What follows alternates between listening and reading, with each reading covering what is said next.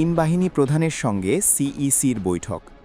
আসন্ন ত্রয়োদশ জাতীয় সংসদ নির্বাচন এবং গণভোটকে সামনে রেখে দেশের সামগ্রিক আইনশৃঙ্খলা পরিস্থিতি পর্যালোচনায় তিন বাহিনী প্রধানের সঙ্গে গুরুত্বপূর্ণ বৈঠক করেছেন প্রধান নির্বাচন commissioner CEC AMM Nasir Uddin. রোববার দুপুর 12টায় নির্বাচন ভবনে এই উচ্চ পর্যায়ের বৈঠক অনুষ্ঠিত হয়।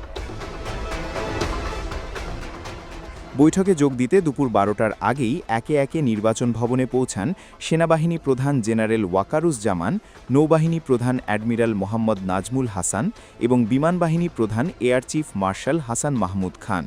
নির্বাচন কমিশনের সিনিয়র সচিব আক্তার আহমদ তাদের অভ্যর্থনা জানান।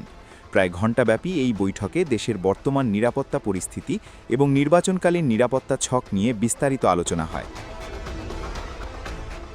তিন বাহিনী প্রধানের সাথে ব্যক্তিগত বৈঠকের পর আজ দুপুর 2:30টায় নির্বাচন ভবনের সম্মেলন কক্ষে আরেকটি উচ্চ পর্যায়ের আইনশৃঙ্খলা সংক্রান্ত সমন্বয় সভা অনুষ্ঠিত হওয়ার কথা রয়েছে। সিইসি নাসির উদ্দিনের সভাপতিত্বে ওই সভায় 4 নির্বাচন কমিশনার এবং ইসি সচিব উপস্থিত থাকবেন।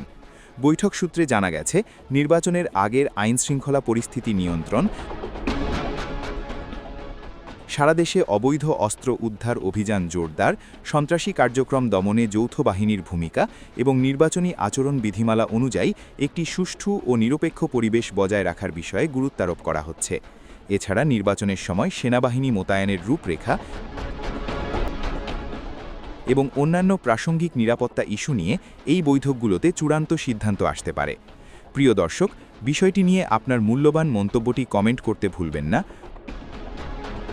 পরবর্তী আপডেট পেতে চ্যানেলটি সাবস্ক্রাইব করে আমাদের সাথেই থাকুন। ধন্যবাদ। এসকে টিভি বাংলা সাথেই থাকুন।